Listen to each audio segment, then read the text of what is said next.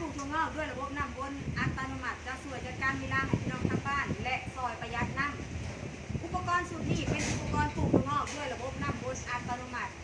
ขอบใจพี่น้องทางบ้านน้ำแซงหน้าหมอแขวงอุดมไซเนาะที่เพิ่นเชื่อมั่นและก็สั่งอุปกรณ์สุดเริ่มต้นกับทางฟาร์มเฮาพี่น้องในตัวอุปกรณ์เนาะก่อนการส่งมอบเผื่อเฮาจะมีการทดลองให้พี่น้องเบิ่งว่าอุปกรณ์ของเฮาเนี่ยเฮ็ดเวียกจังไดเพื่อบ่เป็นการเสียเวลาเฮามาทดลองกันเลยเนาะพี่น้องก่อนอื่นหมดเนาะอุปกรณ์ทั้งเบิดนี่จะเป็นแบบลักษณะแบบนี้เด้อพี่น้องเด้อเวลาเอาไปติดตั้งจะเอาไปติดตั้งแบบนี้แหละเนาะส่วนตัวปล่อยน้ำหรือตัวระบายน้ำเฮาจะแยกไปให้เด้อพี่น้องหน้าที่พี่น้องไปกับเพียงแต่เอาตัวนี้เนาะเสียบเข้ากระซ้ำห้องน้ำเท่านั้นเองพี่น้องในโต๊ะอุปกรณ์ก็จะมีอันนี้จะเป็นห้าวห้องพังเขาก็จะแยกไปให้เนาะโต๊ะพังจะตั้งนี่เลยและด้านในเขาก็จะมีตะแกรงห้องก้นค้างเรือตัวนี้เป็นสีเขียวส่วนโต๊ะสีดำหลังจากเอาถั่วงอกลงไปแล้วเขาก็จะเอาปุ๊บเนาะส่วนตัวนี้เอาไว้เบรกน้ำอยู่ในปากถังมันจะเป็นได้น้ำและทอส่งน้ำเลยพี่น้องเขาก็จะแยกไปแบบไหนเนาะหน้าที่พี่น้องไปกับเพียงแต่ประกอบเขาแบบนี้เลย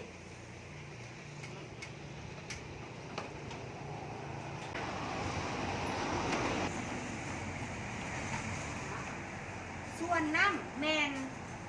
สับกับห่วงใดเด้อพี่น้องเด้อตัวนี้ห่วงใดตัวนี้เด้อถ่วงเลยเอากับประกอบใส่ตัวนี้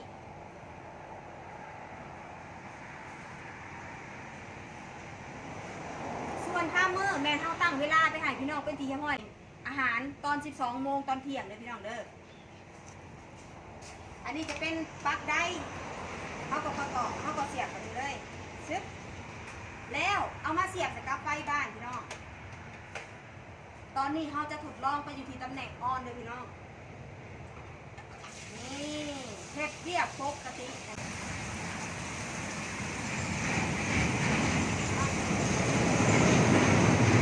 ฟ้าปิดปากทั้งก่อนระบายดีพี่น้องและในสุดก็จะมีในถั่วแป้งกันเชื้อราอาหารเสริมขวดเดียวจบในนี้เขาก็จะมีคู่มือให้นำด้วยพี่น้องเลยและเขาจะให้คำแนะนำตลอดอายุการใช้อุปกรณ์ของพี่น้องหรือตลอดอายุการปลูกถั่วงอกของพี่น้องทางบ้านเลย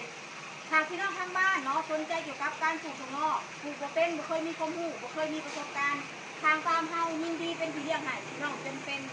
ให้คำแนะนำพี่น้องหากพี่น้องทางบ้านมีพี่มีน้องหรืออยากเปลี่ยนการปลูกถั่วงอกแบบเก่าๆอยากลองปลูกถั่วงอกแบบการแนะนำแบบนี้สามารถติดตามทางหลักทางตามได้อุปกรณ์สุดนี้เนาะที่จะส่งไปนี่ก็หวังว่าจะเป็นประโยชน์ให้พี่น้องทางบ้านเนาะบ่ร้ายกว่าหน่อยทางฟาร์มเฮาก็จะจัดส่งไปผ่านขนส่งถึงอรุณเลยพี่น้องเด้อเพิ่นบ่สะดวกขนส่งดีใจพี่น้องพอกันใหม่ขึ้นหน้า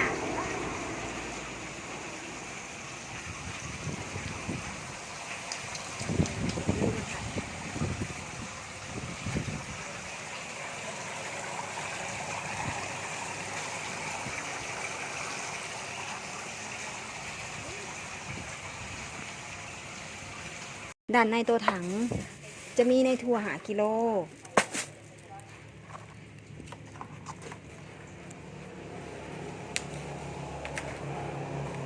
ได้น้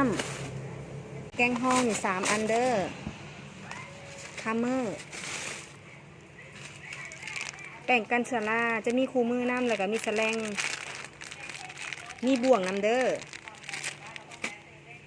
แล้วก็อาหารเสริมอันนี้จะเป็นท่อส่งน้ำห้าวห้องถังวาล์วปิดเปิดน้ำเด้อเฮาก็จะปิดปากถังไปแบบนี้ได้สินค้าบ่เข้าใจบนใดขอถามกันตื่ม